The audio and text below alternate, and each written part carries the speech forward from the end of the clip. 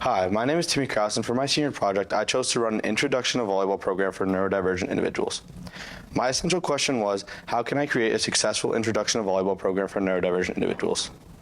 Throughout this presentation, I will be discussing my mentor, why I chose this project, a timeline, benefits of sports to neurodivergent individuals, teaching the basics of volleyball, teaching neurodivergent individuals, session 1 of my clinic, session 2 of my clinic, successes, failures, vision of a graduate, a thank you slide, works cited, and then any questions. For my mentor, I chose Yvonne Fitzgerald, otherwise known as Ms. Fitzgerald. Ms. Fitzgerald is a Special Olympics track and field coach, which means she has experience with coaching neurodivergent individuals. Ms. Fitz also has a lot of connections. She's a teacher, she is a track and field coach, she was a soccer coach, and she's a Special Olympics coach, which means she has connection to people that I needed to get into contact with, whether it's to set up my project or whether it was to try and get the word out about my project. Ms. Fitz had the connections for me.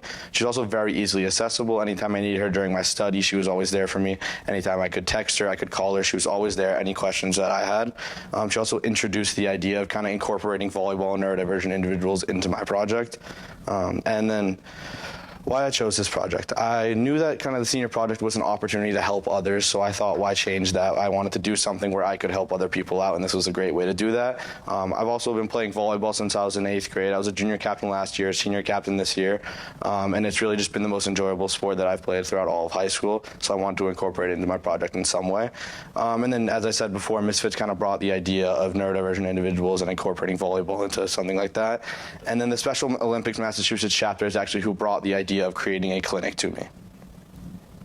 The timeline. So in the fall, I originally actually planned to create a unified volleyball team through the Special Olympics Massachusetts chapter, but after meeting with them over a bunch of emails and a Zoom call, they actually changed my plan, and I then decided that I wanted to create a clinic instead because they said it would be more successful and easier overall to create a clinic rather than trying to create an entire volleyball team and schedule stuff like that.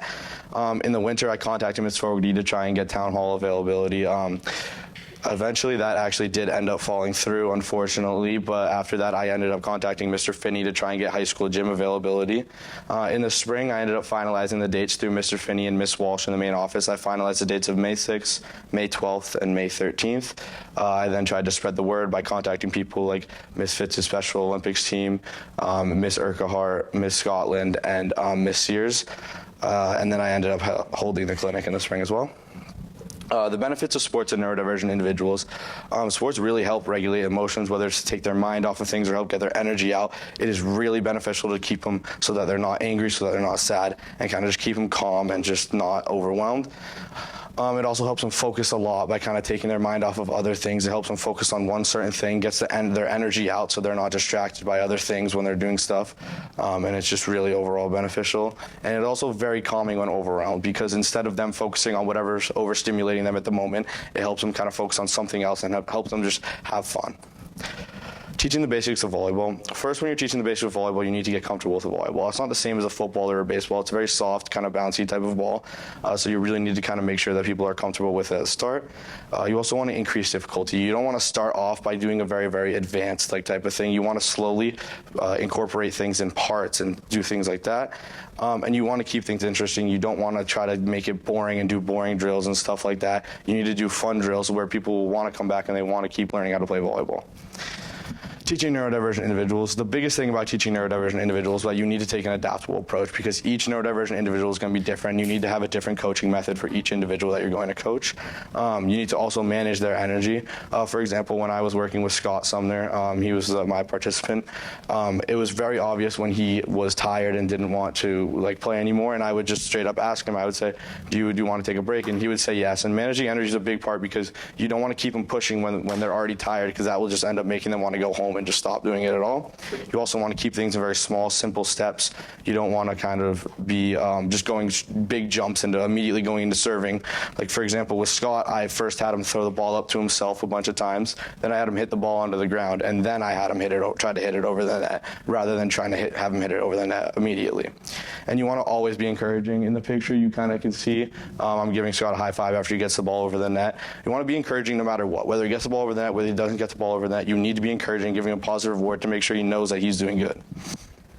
So in the first session, I had Scott Sumner, I had his mom, and then I had my assistant volleyball coach, Coach Lizzie, help out. We kind of worked on serving, like I said earlier, with each individual step to the serve for the most time, but we also did work on passing, as seen in this picture right here a little bit. And we also did a little fun serving game, which is shown in the bottom left, where I had him try to serve it into like a little basket and make it a little bit more fun for him.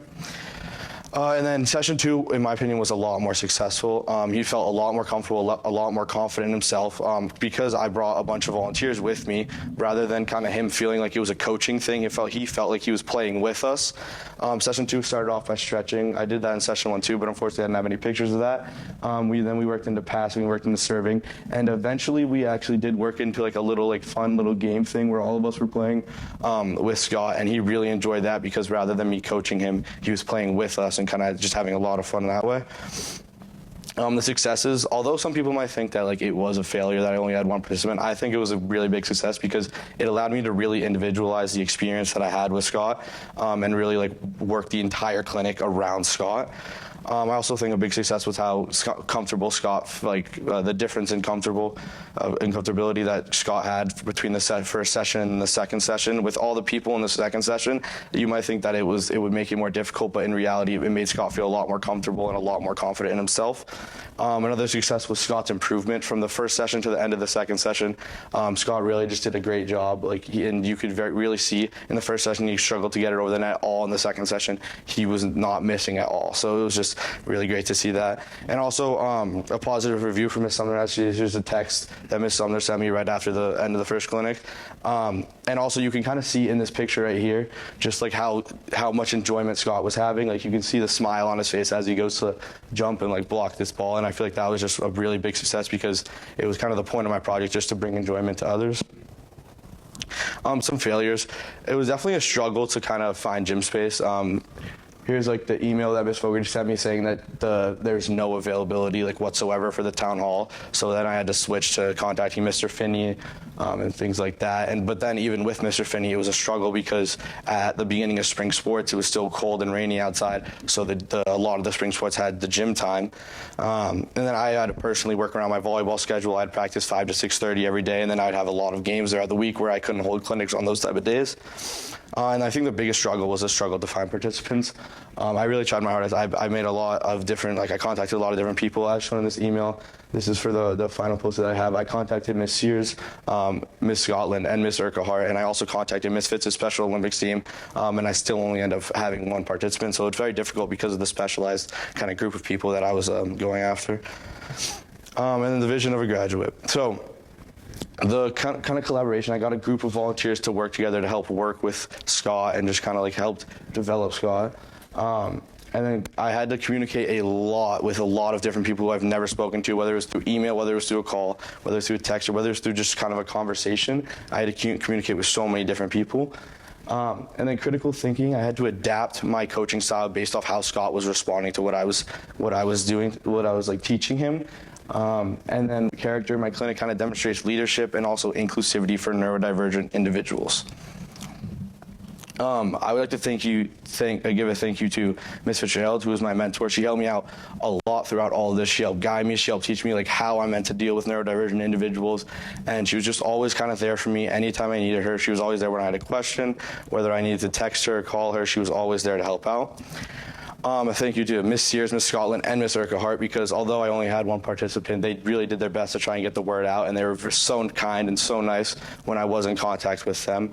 They tried their best. Miss Urquhart put my thing in like the newsletter. Miss Scotland sent it home with people, and Miss Sears sent it out to all people that she deals with. And so like I just thank you to them. And then Miss Sumner and Scott Sumner. I mean, Miss Sumner was genuinely one of the kindest individuals I had ever spoken to. She was so nice, so kind about everything. And Scott was really amazing. I mean, he was a great kid. He learned so easily, and I honestly couldn't have asked for a better participant. Thank you to my volunteers that helped out, kind of whether it was the first session or the second session. They really helped out a lot and made Scott feel a lot more comfortable. And then thank you to Ms. Bartley for helping out anytime I had questions, whether it was emails or whether I needed to leave her class to go talk to Ms. Fitz. Ms. Bartley was always there to help out. That's my works cited. Questions?